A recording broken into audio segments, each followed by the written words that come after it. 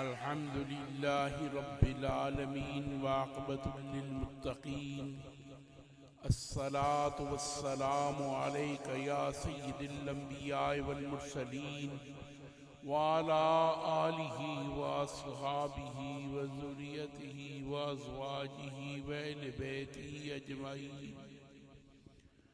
अम्मा बाद फ़ऊज़ु बिल्लाहि मिनश शैतानिर रजीम बिस्मिल्लाहिर रहमानिर रहीम। वल्लज़ी जाअ बिस्सिद्क़ि व सदक़ बिही उलाइका हुमुल मुत्तक़ून। सदक़ल्लाहुल अज़ीम।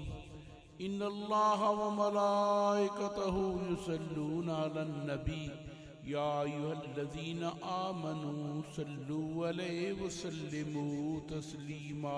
अस्सलातु वस्सलामु अलैका या रसूलल्लाह, अस्सलातु वस्सलामु अलैका या हबीबल्लाह, अस्सलातु वस्सलामु अलैका या रहमतल लिल आलमीन व अला आलिका व अस्हाबिका या सय्यदी या खातमन नबिय्यीन। बलगल उला बिकमालिही कशफत दुजा बिजमालिही असनत जमीउ खिसालिही सल्लू अलैहि व आलिही। हाज़रीन मोहतरम, आज की ये महफिल ज़िक्र मुस्तफ़ा सल्लल्लाहु अलैहि वसल्लम के लिए इनक़ाद पज़ीर हुई। मकसूद आक़ा करीम नबी पाक सय्यद कौनैन मदनी ताजदार का ज़िक्र पाक। रब्बे कायनात ने अपनी पाक किताब कुरान मजीद फुरकान हमीद इब्तदा से इंतहा तक, शुरू से आखिर तक अपने प्यारे हबीब के औसाफ हमीदा का तज़किरा फरमाया। क्योंकि रब्बे लम यज़िल खुद फरमाता है कि वरफ़अना लका ज़िक्रक, सोनिया मैं तेरे जिक्र नू कायनात विच मैं तेरे जिक्र नू फैला दिता है, आम कर दिता है। हाज़रीन मोहतरम, मेरे नबी पाक का जिक्र कायनात में हमेशा हमेशा किया जाता रहा। कायनात जब से है मेरे नबी पाक का तज़किरा मौजूद है। जब ये कायनात नहीं थी तब भी मेरे नबी पाक का तज़किरा मौजूद था। कायनात में जब मेरे आका करीम नबी पाक खुद तशरीफ न लाए थे तब भी तज़किरा मुस्तफ़ा जारी था।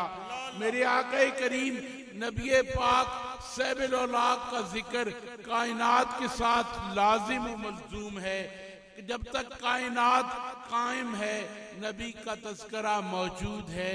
क्योंकि कायनात बनी ही इसलिए है, इसका वजूद ही इसलिए है कि ये मेरे करीम आका सैयद कौनैन की आमद होनी थी। रब को ये पसंद था कि वो कायनात में एक मजलिस, एक कायनात पूरी तरीके से उसकी बसात को बिछाया जाए, वहाँ पे अल्लाह का रसूल तशरीफ लाए।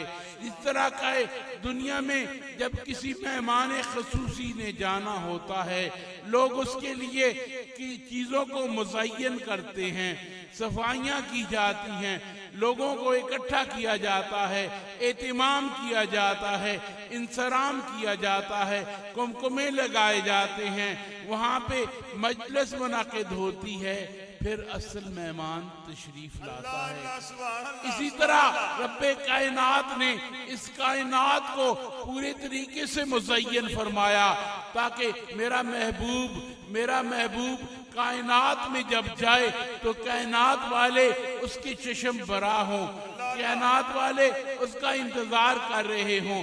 दोस्ताने घरामी, मेरे आका करीम नबी पाक सैयद कौनैन मदनी ताजदार के जिक्र मुख्तलिफ हवालों से कुरान मजीद फुरकान हमीद में हैं। मेरे आका करीम नबी पाक की सदाकतों का जिक्र है, सच्चाइयों का जिक्र है, मेरे आका करीम की सीरत का जिक्र है, मेरे आका की सूरत का जिक्र है, मेरे आका के कमाल का जिक्र है, मेरे आका के इखलाक का जिक्र है, मेरे आका के अंदाजे जहां बानी के जिक्र हैं, मेरे आका की यतीम परवरी का जिक्र है, मेरे आका की गमगुसारी का जिक्र है, मेरे आका के दुश्मनों से हुस्ने सलूक का जिक्र है, मेरे आका की अपनी बेटियों के साथ हुस्ने मामलात और हुस्ने शफकत का जिक्र है, मेरे आका करीम सैयद कौनैन की गिलाबानी का जिक्र भी है, मेरे आका करीम नबी पाक सैयद कौनैन की सिपा सालारी का जिक्र भी है। दोस्ताने गरामी, मेरे आका सैयद कौनैन मदनी ताजदार की शख्सियत हमा जेत शख्सियत, जिसकी जिंदगी का कोई पहलू तारीख नहीं। तो दोस्ताने गरामी, रब्बे करीम ने अपने उस प्यारे हबीब मदनी ताजदार का तज़किरा फरमाते हुए कहा कि वो जो सच लेके आया। दोस्ताने गरामी, इससे मालूम हुआ कि कायनात की सबसे बड़ी अच्छाई, बड़ी खूबी, सबसे बेहतरीन, दुनिया के तमाम खूबियों में से बेहतरीन खूबी सच्चाई है। इसीलिए रब्बे करीम ने अपने महबूब की इस सच्चाई का तज़किरा किया। दोस्ताने गरामी, मेरे आका करीम की आमद से पहले बाकी अंबिया भी आए। उन अंबिया के इलाके और उनकी तबलीग की हदूद महदूद थी। मेरे आका की आमद जब हुई तो मेरे आका के लिए हदूदो कयूद से मावरा कायनात की पूरी जमीन व ज़मा मेरे आका करीम नबी पाक सैयद कौनैन की तसर्रुफ में दे दिए गए। इसलिए मेरे आका करीम नबी पाक को रब्बे करीम ने मंबे इखलाक और मंबे सरापे इखलास बना के भेजा। मेरे आका करीम नबी पाक सैयद कौनैन मदनी ताजदार की आमद जब मक्का की जमीन पे हुई, वहां पे दूसरी बुराइयों के साथ एक बुराई ये भी थी कि वो झूठ बोलते थे। वहां पे अमानतों को गस्ब कर लेना, दूसरों के हक को मार लेना और झूठ से अपने आप को सच्चा साबित कर लेना वहां की खूबियों में से खूबी थी। दोस्ताने घरामी, उस वक़्त तमाम कमालात का पहकर मेरे आका करीम सैयद कौनैन मदनी ताजदार की सूरत में आप हजरत बीबी आमना के घर तशरीफ लाए। आप हजरत बीबी आमना के उस सेन में, उस घर में बहार आ गई।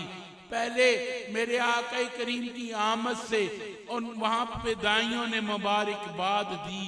हजरत बीबी आसिया भी तशरीफ लाई, हजरत मरियम भी तशरीफ लाई, हजरत अम्मा हवा भी आई और उन्होंने फरमाया, बीबी आमना तुम्हें मुबारक हो, वो दुनिया का राज दुलारा, वो दुनिया का वो मकसूद जिसके लिए दुनिया की बसात बचाई गई, जिसके लिए कायनात के ये खूबसूरत सिलसिलों को मुज़य्यन किया गया, वो तुम्हारी गोद में तशरीफ लाने वाला है।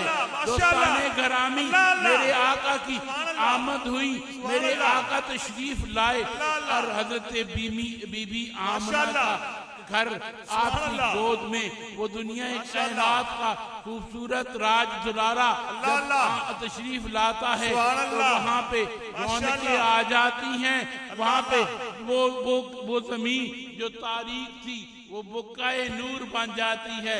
हर तरफ रोशनाइयाँ और हर तरफ खूबसूरतियाँ बिखर जाती हैं।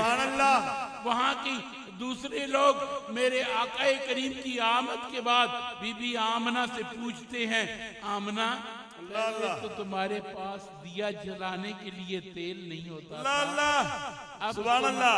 अब तुम दिन को भी दिया बुझाती नहीं। अल्लाह माशाअल्लाह सुभान अल्लाह। जब ये फरमाती तो आमना बीबी तबस्सुम फरमाती हुई कहती कि जब दुनिया का राज दुलारा मेरी गोद में आया है, जब कायनात का मसीहा मेरे घर तशरीफ लाया है, मुझे किसी दिए की जरूरत ही नहीं पेश आती। मेरा घर वैसे ही बुक्का-ए नूर बन चुका है। मेरे घर में रोशनियों ने डेरा बसा लिया है। दोस्ताने घरामी, मेरे आका करीम नबी पाक सैबिल औलाक की आमद हुई। मेरे आका करीम नबी पाक सैबिल औलाक ने दीन की तरवीज और इशाअत की जिम्मेदारी उठाई। आपको नबुव्वत के ओहदा रब की तरफ से मिला। आपको नबुव्वत के मकाम से आप मुस्तफीद हुए, तो आपने इसका ऐलान फरमाया। सुभान अल्लाह। जब ऐलान नबुव्वत फरमाया बेइज्जत के बाद, तो मक्का वालों ने चुटलाना शुरू किया। तो मेरे आका करीम नबी पाक ने फारान की चोटियों पे खड़े होके ऐलान फरमाया कि ए मक्का वालों, आओ मेरी बात सुनो। मक्का वाले आ गए, उनमें कुरैश भी थे, दूसरे लोग भी मौजूद थे। सब ने आके हमातन गोश होके नबी पाक सैबिल औलाक की बात को सुनना चाहा। तो मेरे आका ने फरमाया कि अगर मैं तुम्हें कहूं कि सफा के पहाड़ के पीछे इसकी ओट में दुश्मन है, वो तुम पे वार करने वाला है, तुम्हें नेस्तो नाबूद कर देगा, तुम्हें खत्म कर देगा, क्या तुम मान लोगे? किसी ने इनकार नहीं किया, किसी ने इनकार नहीं किया। सबने कहा आप सादिक व अमीन है। माशाल्लाह। तुसा झूठ कदे बोलिए ही। नारे तकबीर, नारे रिसालत, अज़मत व शान मुस्तफा, नारे हैदरी, आस्ताना लिया चूरा शरीफ, फैज़ाने चुराही, शहजादा फारूक आज़म, किबला पीर मोहम्मद बदरुद्दोजा फारूकी साहब। आपने कभी झूठ बोला ही नहीं। बेशक आप सादिक और अमीन हैं, आप जो बात कहेंगे वो हक है। आपने फरमाया मैं ही कहता हूँ, मैं ही कहता हूँ कि लातो मनातो उज़्ज़ा की परस्तिश छोड़ दो, एक खुदा की पूजा करो। ये बात सुनी तो बिगड़ गए, न माना।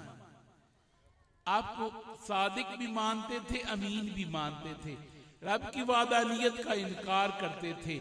ये इजाज नबी आखिर ज़मा को है कि उनकी सदाकत को न किसी ने चुटलाया, न ही उनकी अमीन होने को किसी ने चुटलाया।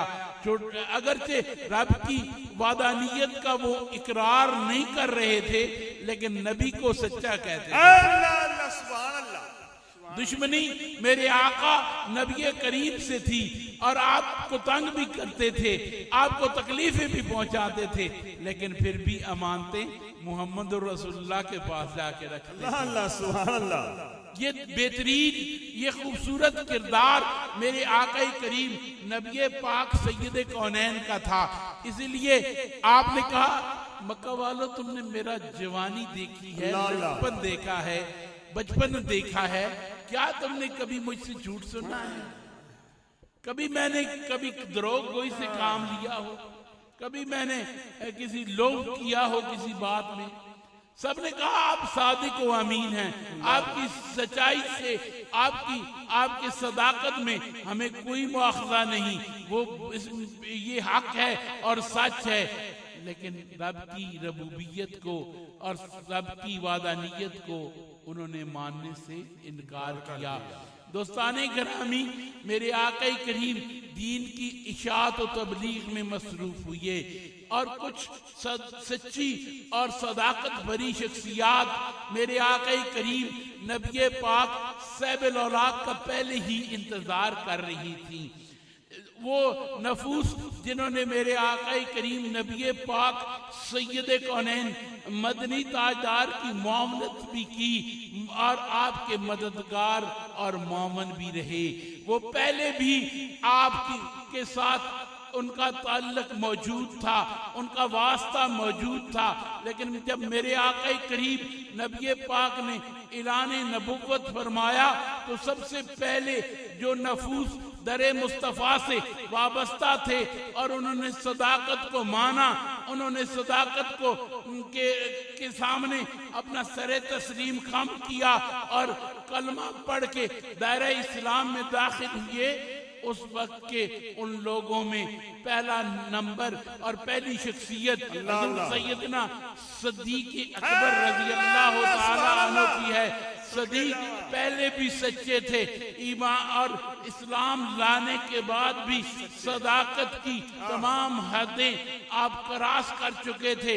यहाँ तक कि आपने एक दिन फरमाया कि या रसूल अल्लाह, जब मैं छोटा था तो एक दिन मेरे वालिद अबू काफा मुझे बुतखाने ले गए, जाके कहा कि इनकी इबादत करो, इनके सामने झुको और इन्हें सजदा ताज़ीमी करो, इनके सामने सजदा करो।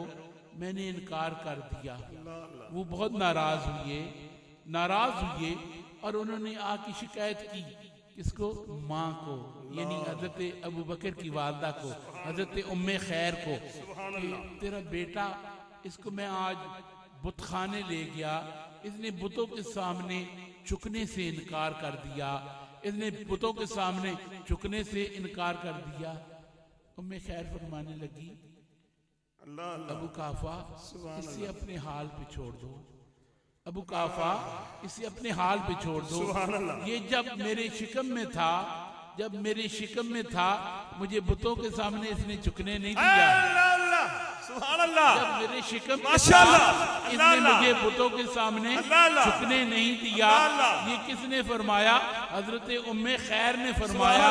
दोस्ताने गिरामी, वो शख्सियात जिन्हें जो पहले भी अल्लाह की वादानियत को का यकीन रखते थे, और याद रखो जिन लोगों ने मेरे आका करीम नबी पाक सैबुल औलाद के अबूजहल और वो लोग जो नफूस कुदसिया हैं, वो कभी भी ना ही बुतों के सामने झुके और ना ही कभी उन्होंने शिर्क किया। याद रखो, वो हमेशा खुदाए वादहू ला शरीक को वादहू ला शरीक ही मानते थे। दोस्ताने गिरामी, ये वो शख्सियत थी जिसको रब्बे कायनात ने, जिसका तज़किरा मेरे नबी पाक के साथ कुरान मजीद में किया। कुरान पाक में एक वो सहाबी को ये एजाज हासिल है जिसका जिक्र कुरान की इबारत से साबित है। वो कौन सी शख्सियत है? वो सैयदना अबू बकर की शख्सियत है। दोस्ताने गिरामी, मेरे आका करीम नबी पाक सैबुल औलाद मदनी ताजदार ने मेराज का तज़किरा किया। सुभान अल्लाह। मेराज का तज़किरा हुआ। अबू जहल बड़ा खुश हुआ कि मेरे हाथ एक कमजोरी आ गई, एक चीज जिसको किसी ने देखा नहीं, जो इंसानी अकल जिसको तस्लीम नहीं करती, आज अल्लाह के रसूल ने, मोहम्मद रसूलुल्लाह ने उसका दावा किया है। मैं इस बात को बुनियाद बना के लोगों को गुमराह करूंगा, जो दीन की तरफ आने वाले हैं उनको मैं गुमराह करने की कोशिश करूंगा। लेकिन उसका पाला किससे पड़ा? जो ताजदारे सदाकत था, उसने सारा प्लान बनाया, सब एहतिमाम किया। इतने में सैयदना सदीक अकबर रजी अल्लाह ताला अन्हु तशरीफ लाए। आप तशरीफ लाए, आपके सामने उसने अपनी सोच और फिरासत के मुताबिक एक खूबसूरत जाल बिछाया।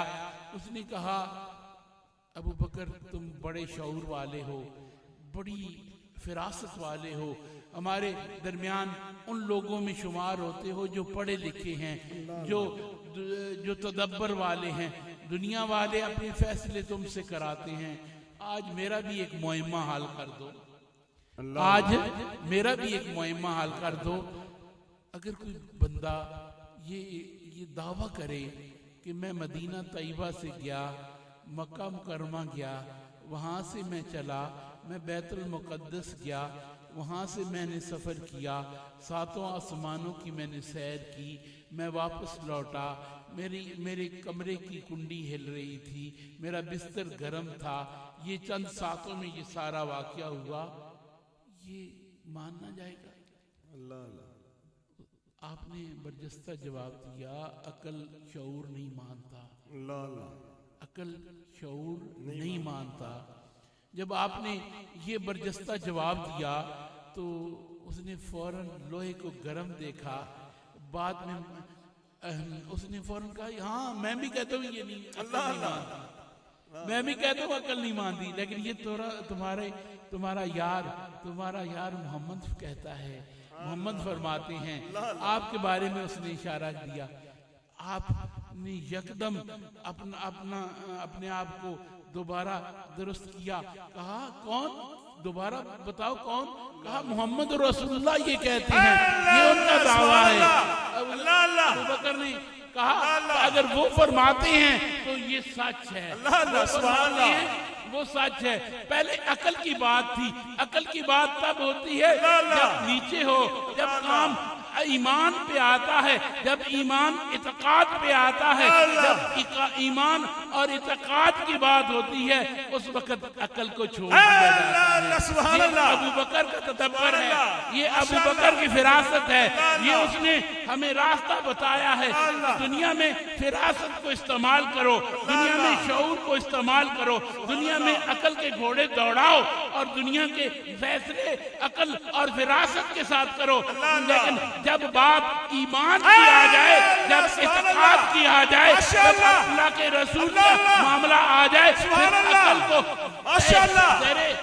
अपने कदमों के नीचे रख के अपने आप को उससे आजाद करके सिर्फ और सिर्फ इश्क का दामन थाम के अपने आप को ऊपर बढ़ाओ। अगर तुमने इश्क का दामन थाम लिया तो तुम आगे बढ़ सकोगे। अगर तुमने सिर्फ अकल की कसौटी पे नापना शुरू किया तो तुम अकल के मोहताज होके अपने आप को दुनिया में मफलूज कर बैठोगे। जिन्होंने अकल की कसौटी पे ईमान को मापा वो हमेशा इस इश्क की बाजी को हार गए, लेकिन अबू बकर उनमें से नहीं थे जो हारने वाले हों। इसलिए अबू बकर ने बरजस्ता जवाब दिया कि अगर मोहम्मद फरमाते हैं तो सच है, सच है। सुभान अल्लाह, सुभान अल्लाह। मेरे आका करीम को बात पता चली, आपको तो पता ही थी। इसलिए जब अबू बकर आए तो आपने फरमाया कि ये पहले सदीक था, अब सदीक़े अकबर हो गया। सुभान अल्लाह, सुभान अल्लाह। तो दोस्ताने गिरामी, ये मकाम था हुजूर सैयदना सिद्दीक़ अकबर का। मकाम तो खैर बराउल बरा है कि मेरे नबी पाक फरमाते हैं कि कायनात के में सबके आमाल अगर कायनात के मीज़ान पे रख दिए जाएं और उनको दूसरे मीज़ान पे अबू बकर का की नेकियां रख दी जाएं तो दूसरों के आमाल सबके इकट्ठे हों, उसमें दुनिया कायनात के वली भी हों, गौस भी हों और वक़्त के कुतुब भी हों, अगवास भी हों, उस वक़्त के नबी पाक के सहाबा भी मौजूद हों, लेकिन फिर भी पलड़ा भारी होगा। पलड़ा भारी होगा। कौन सा पलड़ा भारी होगा? जिसमें अबू बकर के आमाल। सुभान अल्लाह, सुभान अल्लाह। दोस्ताने गिरामी, हजूर सैयदना अबू बकर उन पाक नफूस में से हैं जिन्होंने मेरे आका करीम सैयद कौनैन मदनी ताजदार के जो हमेशा के लिए मावन थे। मेरे आका सैयद कौनैन मदनी ताजदार, आपका वो सफर जो आपने जिंदगी में लड़कपन में दमिश्क का किया था, आप दमिश्क तशरीफ ले गए हजरत अबू तालिब के साथ। वहां पे जाके एक राब ने आपको देखा, आपकी जियारत की, वो पहचान गया कि ये वो शख्सियत है जिसने दुनिया में इनकलाब बर्पा करना है।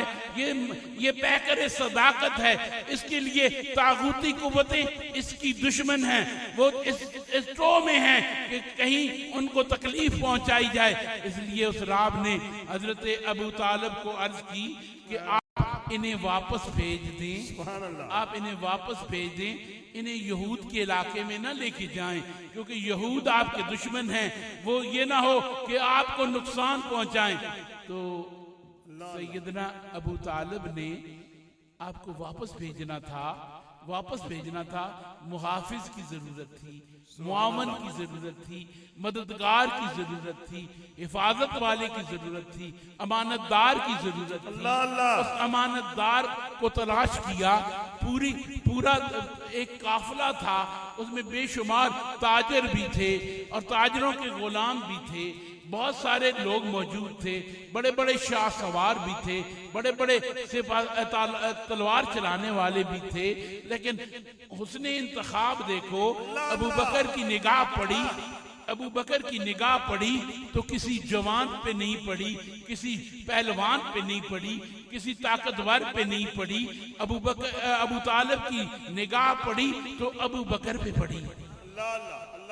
अबू बकर सिर्फ 2-3 साल बड़े थे, सरकार से थोड़े ही बड़े थे, लेकिन आपने फरमाया अबू बकर आप ले जाएं मोहम्मद रसूलुल्लाह को वापस, आप मोहम्मद को वापस ले जाएं और इनकी हिफाजत करें। इससे मालूम हुआ कि अबू तालिब भी फिरासत रखते थे, फिरासत मोमिन के पास हुआ करती है, फिरासत रखते थे। उन्हें ये इदराक था कि दुनिया कायनात में मोहम्मद रसूलुल्लाह की हिफाजत करने के लिए रब ने जिसको मबूस किया है वही इस नबुव्वत की अमानत का सही अमीन है। और वो अमीन कौन है? वो अबू बकर सदीक है। इसलिए अबू बकर को कहा कि आप इन्हें वापस मक्का ले जाएं। दोस्ताने करामी, मेरे आका करीम नबी पाक सैयद कौनैन सैबुल औलाद के तमाम साथी दुनिया कायनात में अपने अपने मकाम और मरातब के लिहाज से बेहतरीन हैं। उनका मकाम बड़ा आला है, बड़ा अरफा है, लेकिन कुछ नफूज ऐसे हैं जिनके इश्क, जिनके सोच और जिनकी मोहब्बत की मिसाल कायनात में नहीं मिलती। जो वो लोग हैं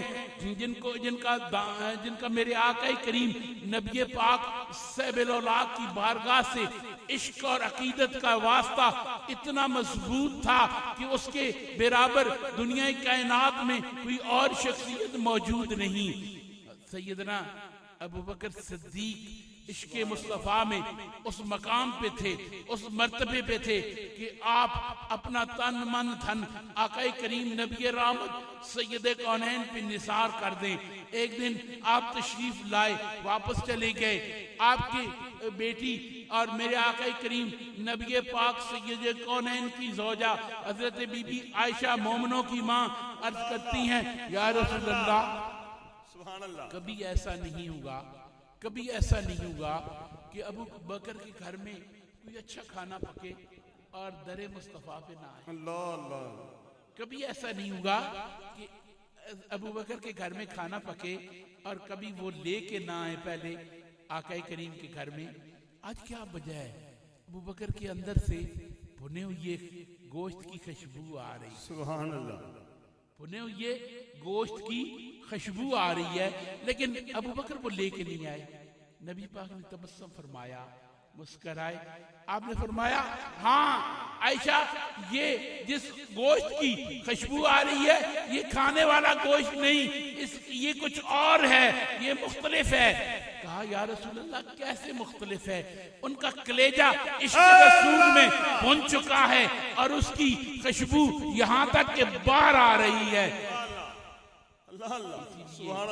आला हज़रत ने फरमाया, वो मजा कबाब आहू में न पाया, वो मजा कबाब आहू में न पाया जो दिल के कबाब में है। ये इश्क की अंदाज था, ये इश्क का उनका सिलसिला था।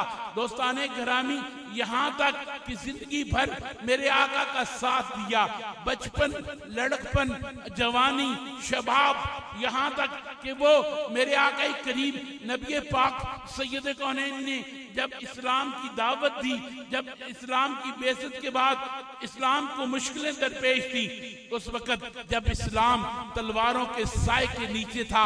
जब इस्लाम के लिए मुश्किलें बर्दाश्त करना इंतहाई मुश्किल और कठिन मामला था, उस वक्त जो अजीम हस्ती मेरे आका के शाना बशाना खड़ी थी वो सैयदना अबू बकर सिद्दीक की हस्ती थी।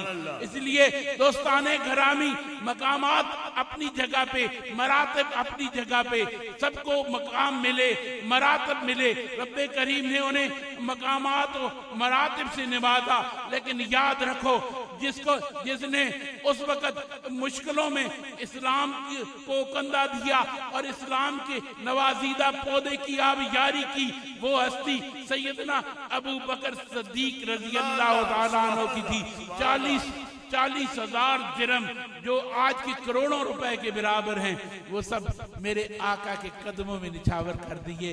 जो गुलाम आप इस्लाम कबूल करता और दुश्मन उसको ज्यादा तंग करते, सैयदना अबू बकर सिद्दीक जाके उसको खरीदते और दरे मुस्तफा पे आके पेश करते।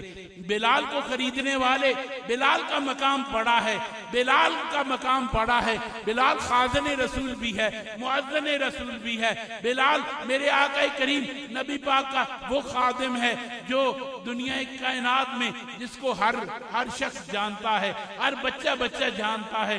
बिलाल की अजमत और बिलाल की हकीकत से हर बंदा वाकिफ है। लेकिन याद रखो बिलाल क्या है? अबू बकर की नेकियों में से एक नेकी है। बिलाल क्या है? बिलाल अबू बकर की नेकियों में से एक नेकी है। दोस्ताने घरामी, क्योंकि बिलाल को खरीद के उमैया बिन खल्फ से दरे मुस्तफा पे पेश करने वाला कौन था? अबू बकर था। दोस्ताने घरामी, मेरे आका करीब नबी पाक सैबुल औलाद की बारगाह में सब लोगों ने बड़ी बड़ी खिदमात पेश की। मेरे आका ने उनके एहसानों के बदले अता कर दिए। एक दिन ऐलान फरमाया कि कोई भी ऐसा नहीं जिसने मुझ पे नेकी की हो और मैंने उसका एहसान का बदला एहसान में न दिया हो, लेकिन एक शख्सियत है जिसके एहसान बाकी हैं। एक शख्सियत है जिसके एहसान बाकी हैं, उसका एहसान का बदला मैं नहीं दे सका। जिस दिन मैदान मैशर लगा होगा, मेरा रब्बे कायनात मौजूद होगा, मैं जाके अर्ज करूंगा कि ए रब्बे कायनात, मेरा मौसन अबू बकर है, इसकी नेकियों का बदला आप इससे अता फरमाइए। दोस्ताने किरामी, जिसकी नेकियों का भार इतना भारी है कि रब्बे कायनात का प्यारा महबूब मदनी ताजदार जिसने सबकी चोलियों को भर दिया, जिसने कतरा दिया उसको दरिया बहा दिए, दुर्बे बहा दिए, उसकी चोलियों को भर दिया। लेकिन एक अबू बकर ऐसे हैं जिनकी नेकियों का सिला वो फरमाते हैं कि मैं इस दुनिया में नहीं दे सका। तो अबू बकर का मकाम क्या होगा? दोस्ताने घरामी, मेरे आका सैयद कौनैन मदनी ताजदार पे इस्लाम लाने वाले, आपका कलमा पढ़ने वाली दो शख्सियात सबसे अव्वल में हैं, अवाहिल में हैं। वो दो नफूस इस्लाम की बुनियाद कहलाते हैं। याद रखो, उनकी शख्सियत को जो न माने और न जो झुटलाए, वो समझो कि वो इस्लाम का मुनकर है और इस्लाम को मानने वाला नहीं है। वो शख्सियात कौन सी शख्सियात हैं? वो शख्सियात सैयदना सिद्दीक अकबर और सैयदना हैदर कररार है, जिसने 9 साल की उम्र में मेरे आका करीब नबी पाक सैबुल औलाद मदनी ताजदार की बारगाह में आके कलमा पढ़ा और फिर आपका साथ दिया।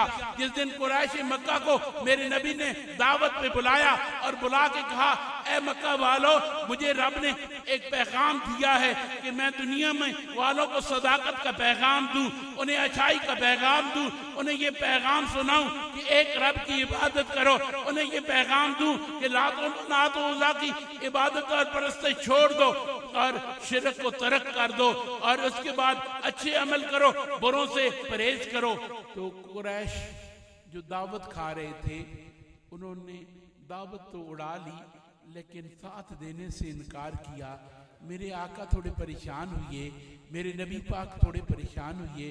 तो उस वक्त एक छोटा सा बच्चा, चंद इसकी उम्र अभी थोड़ी थी, वहाँ पे खड़े होके कहने लगे कि मेरे चचाजाद भाई, मैं अगरचे बच्चा हूँ, मेरी उम्र कम है, मेरी बाजुओं में ताकत कम है, लेकिन मैं आज ऐद करता हूँ, ये अगर आपका साथ नहीं देते तो ना दें, लेकिन आप अपने मिशन को जारी रखें, मैं आपका साथ दूंगा।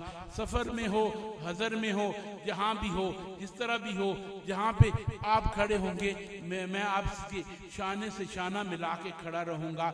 ये वो ऐद था जो सैयदना हैदर करार ने किया।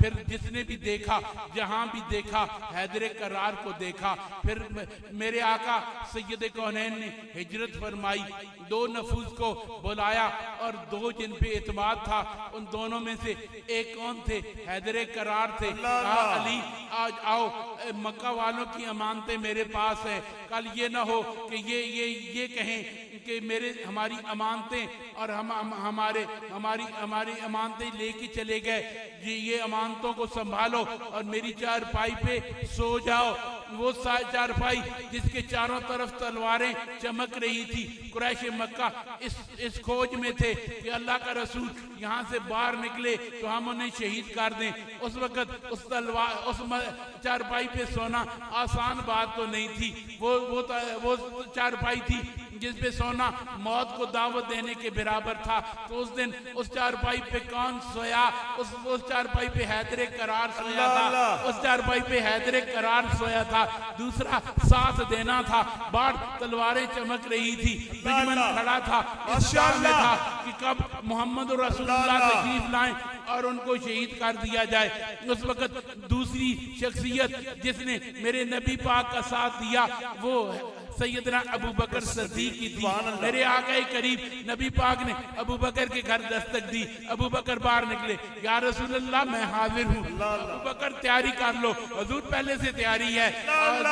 की साथ चल दिए, साथ हो लिए, साथ लिया। मेरे आका चलते, अबू बकर कभी आगे बढ़ जाता, कभी पीछे रह जाता, कभी दाएं चला जाता, कभी बाएं चला जाता। अबू बकर क्या माजरा है?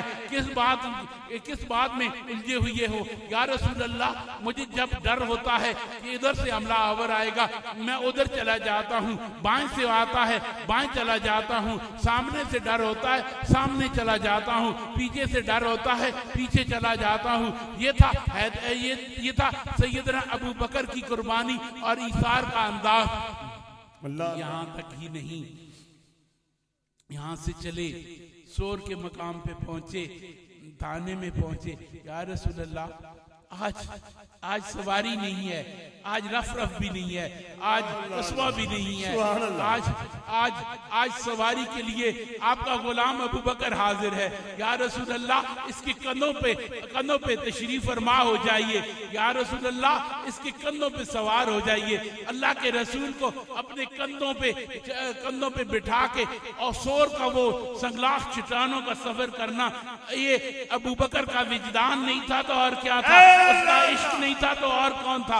आज का जवान आदमी हजारों साल बीत जाने के बाद, उसके बावजूद, सफाई होने के बावजूद, रास्ते बनाने के बावजूद, आज का जवान आदमी वहां पे चढ़ने में दुश्वारी महसूस करता है।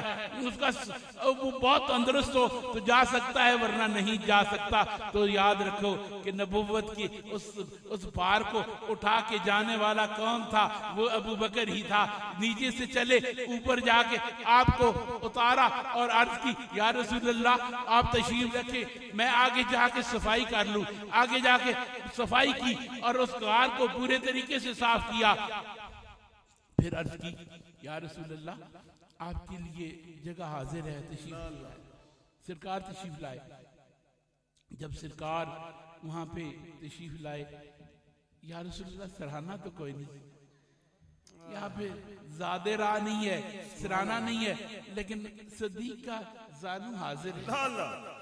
सदीक का जानू था। मेरे आका आराम फरमा थे, मेरे आका आराम फरमा थे, मेरे आका जलवा अफरोज थे।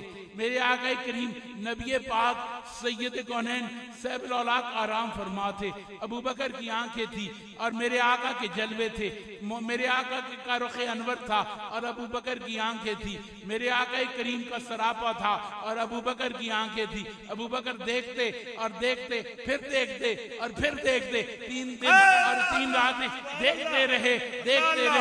इसीलिए अबू बकर जो घर से चला था शोर तक पहुंचा था वो और था, जो अबू बकर शोर के बाद निकला, वहां से निकला तो वो अबू बकर और था, वो जिसने जलवा मुस्तफा को अपने अंदर समो लिया था, वो अबू बकर उस मर्तबे के पे पहुंच गया था जिसके बारे में उमर फरमाते हैं कि अबू बकर सारी मेरी जिंदगी की नेकियां ले ले, मेरी सारी जिंदगी की नेकियां ले ले, एक रात दे दे, एक रात दे दे।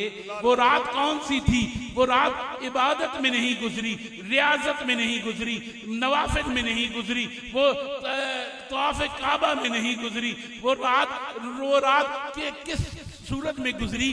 वो रात जलवा मुस्तफा को देखते हुए गुजरी, नबी पाक की जियारत करते हुए गुजरी।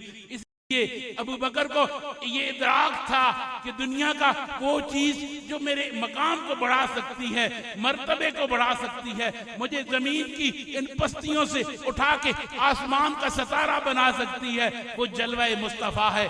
इसीलिए मेरे नबी ने पूछा था, अबू बकर क्या चाहते हो, ख्वाहिश क्या है, किस चीज की तमन्ना रखते हो? तो अबू बकर ने अर्ज की, अबू बकर की आंखें हों, अबू बकर की आंखें हों और जलवा मुस्तफा हो, सुभान अल्लाह, जलवा मुस्तफा हो, अबू बकर देखता रहे।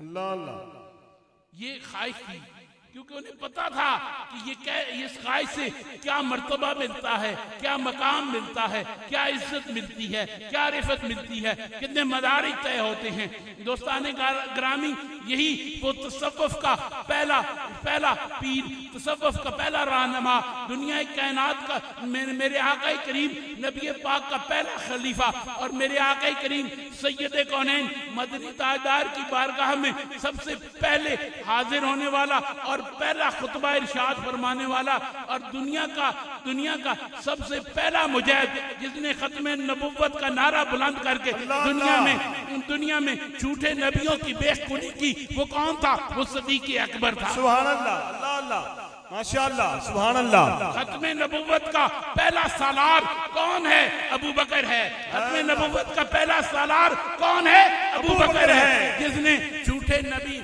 मुसलमा कज़्ज़ाब की बेखुनी करके इस्लाम के नवाजीदा पौधे को की आबियारी की थी। दोस्ताने ग्रामी, सदीक की बात करते हो, सदीक की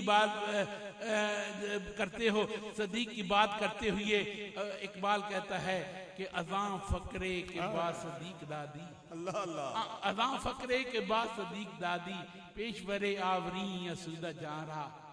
उन्हें थोड़ा जैसा मैंने दे दो तो मेरा भी काम बन जाए। अल्लाह अल्लाह, सुभान अल्लाह। क्या खूब कहा है, उसका कुछ हिस्सा मुझे मिल जाए तो मेरा भी काम बन जाए। दोस्ताने करामी, ये क्या है? मेरे आका करीम नबी पाक सैयद कौनैन ने वो हमाजियत शख्सियत जो कायनात की तरबियत और इस्लाह के लिए और कायनात की हुक्मरानी के लिए अपनी तरफ से सेलेक्ट की, वो कौन थी? वो अमीरुल मोमिनीन मुसलमानों के खलीफा सैयदना अबू बकर थे। मेरे आका का विसाल हुआ, सबसे पहले खुतबा अबू बकर ने इरशाद फरमाया। मेरे आका बीमार हुए, सरकार ने फरमाया जाओ अबू बकर को कहो कि नमाज पढ़ाए। हजरत बीबी आयशा ने अर्ज की, हजूर वो रकीकुल कल्ब है, वो कमजोर दिल वाले हैं, आपको ना देखेंगे तो नमाज ना पढ़ा सकेंगे। कहते हैं मैं नहीं पसंद करता कि अबू बकर के होते हुए कोई और मुसल्ला इमामत पे खड़ा हो, अल्लाह अल्लाह, अल्लाह अल्लाह, कोई और मुसल्ला इमामत पे खड़ा हो। ये है अबू बकर सिद्दीक रज़ी अल्लाह तआला अन्हु का मकाम। तो दोस्ताने घरामी, यहाँ पे नहीं बल्कि यही है। मेरे आका ने फरमाया कि 2 फरिश्ते मेरे आसमानों पे हैं, 2 फरिश्ते, दो वजीर मेरे आसमानों पे हैं, जिब्राइल और मीकाईल, और 2 जमीन पे हैं। जमीन पे कौन से हैं? अबू बकर और उमर हैं। दोस्ताने घरामी, इसलिए जो मकाम रब्बे कायनात ने जिब्राइल और मेकाइल को दिया है वही मेरे आका करीब नबी पाक सैयद कौनैन के दो वजीरों हजरत अबू बकर और हजरत सैयदना उमर फारूक का है। कोई औहदा हो, बताओ कोई औहदा हो तो वो वही संभालता है जो औहदे का अहल हो। डीसी उसी को लगाया जाता है जो डीसी के औहदे का हो, असिस्टेंट कमिश्नर उसको लगाया जाता है जो उस औहदे के बराबर हो। तो मेरे आका ने फरमाया दो वजीर आसमानों पे, दो वजीर आसमानों पे जिब्राइल और मेकाइल, दो जमीन पे अबू बकर और उमर, वो भी वजीर हैं ये भी वजीर हैं। इसका मतलब ये है क्योंकि मकाम उनका जैसे है इनका भी ऐसे ही मकाम है। इसी तरह मेरे आका मकाम मीज़ान पे मौजूद होंगे। रब्बे करीम हुक्म देगा कि जितनी जन्नत की चाबियां हैं वो रिजवान उनको अब मेरे नबी सैयद कौनैन मदनी ताजदार की बारगाह में जाके पेश करो और मालिक तुम भी दोज़ख की चाबियों को मुकफल करके जाके दर रसूल पे पेश करो। वो दोनों फरिश्ते दोनों दरबान आएंगे और चाबियां हाथ में पकड़ी होंगी। या रसूलल्लाह ये चाबियां ले लीजिए, ये चाबियां कबूल कीजिए। मेरे आका फरमाएंगे अबू बकर और उमर किधर हैं? अल्लाह अल्लाह सुभान मेरे आका फरमाएंगे अबू बकर और उमर किधर हैं? अबू बकर और उमर तशरीफ लाएंगे। मेरे आका फरमाएंगे इनसे चाबियां ले लो। अल्लाह अल्लाह।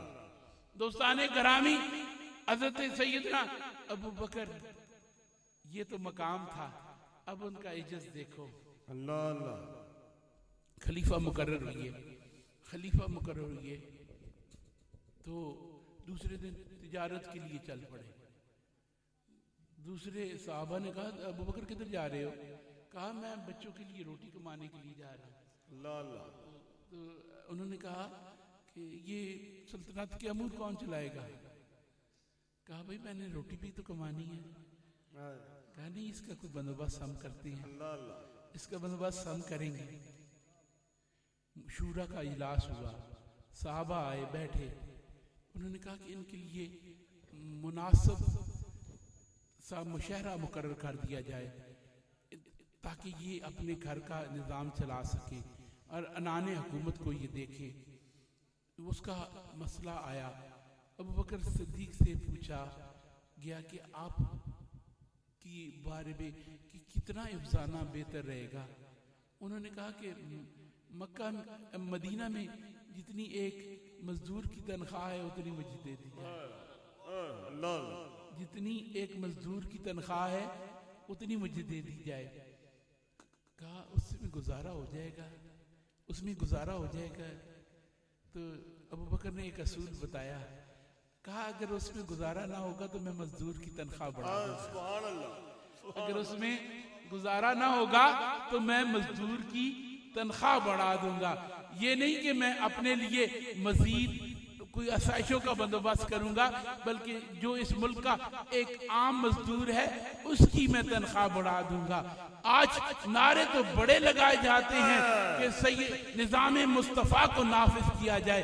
निज़ाम मुस्तफ़ा के लिए किसी अबू बकर की जरूरत होती है, निज़ाम मुस्तफ़ा के लिए किसी उमर की जरूरत होती है।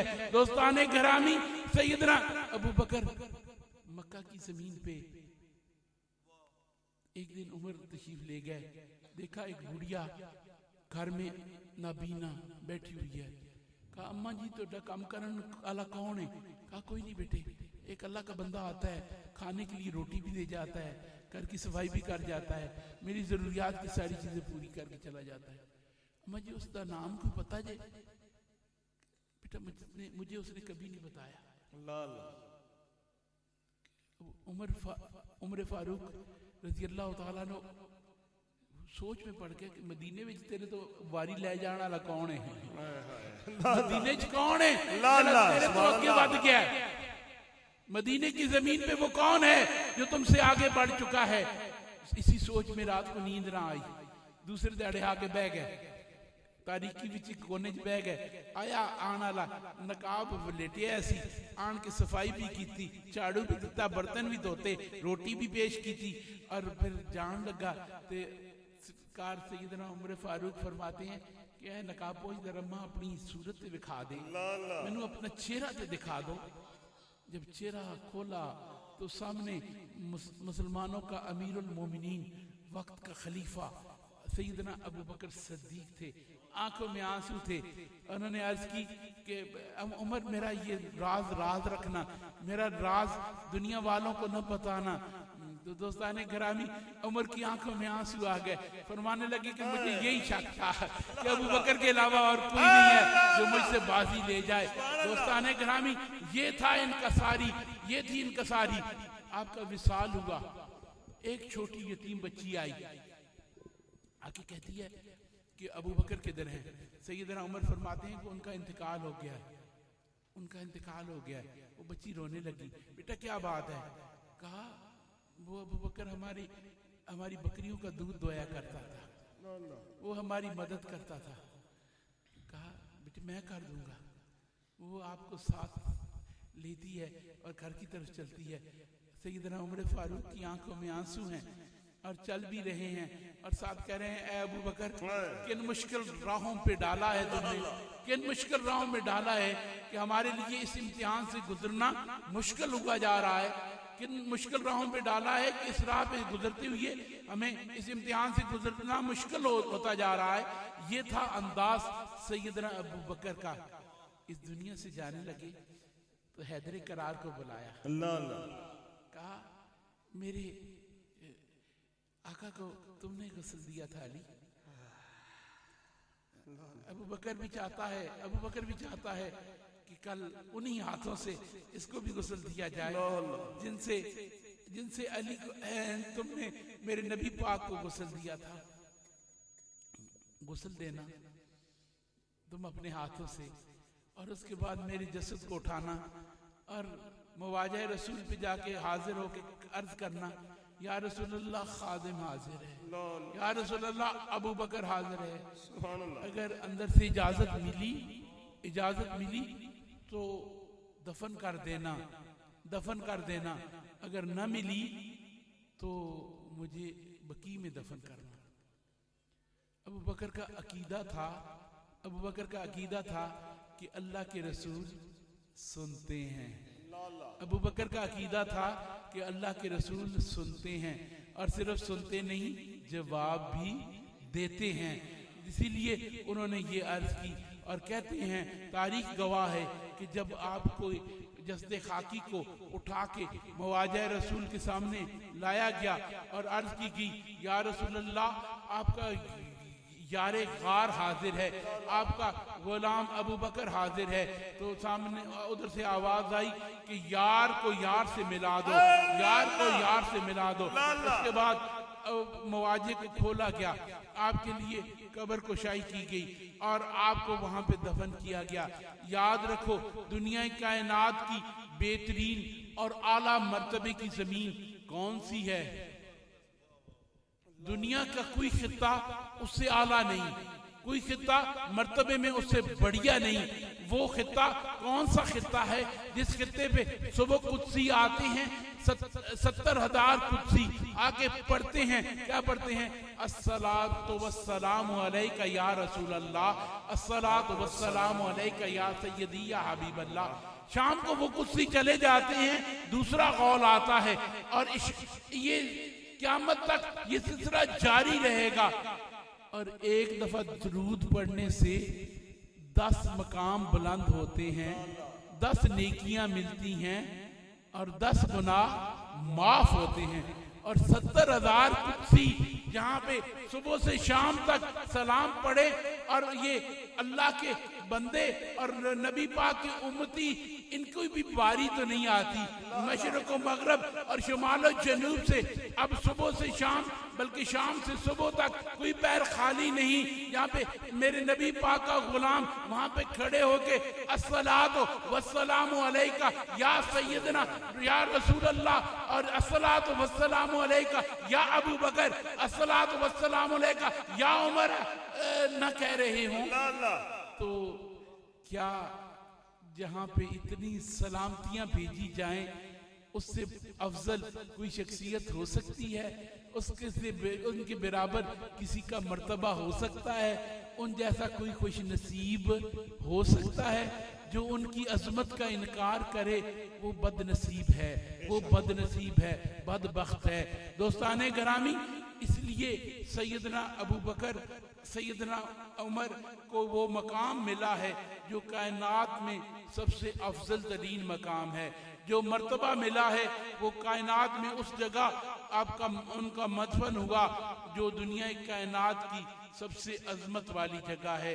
इसलिए अल्लाह पाक उनकी मकामों मरातिब पे करोड़ों रहमतें और करोड़ों दर्जात की मजीद बुलंदी अता फरमाए। वो हमारे राहबरो राहनमा थे और हमारे राहबरो राहनमा है। दोस्ताने गिरामी, रूहानियत का सफर भी सैयदना अबू बकर की बारगाह से शुरू हुआ। खिलाफत का सफर भी सैयदना अबू बकर की शख्सियत से शुरू हुआ। और सैयदना अबू बकर की शख्सियत वो शख्सियत है जिसने इस्लाम के नवाजीदा पौधे की आबियारी ही नहीं की, बल्कि उसका पूरा स्ट्रक्चर तैयार किया, उसका पूरा मकान तैयार किया, उसका पूरा अहाता बनाया। दोस्ताने गिरामी, ये अबू बकर ही थे जिन्होंने सल्तनत को वुसअत अता फरमाई, और वही थे जिन्होंने दुनिया कायनात में इस्लाम के निज़ाम को दुरुस्त किया। उनको अपनों ने नहीं बल्कि परायों ने भी माना। उनकी शख्सियत का इतराफ अपने नहीं पराए भी करते हैं। उनकी अजमत को अपने सिर्फ नहीं पराए भी मानते हैं। दोस्ताने गिरामी, बहुत से लोगों ने उनकी बारगाह में हदिया अकीदत व तबरीक पेश किया। बहुत से लोगों ने उनके मरातिब की बयान किए।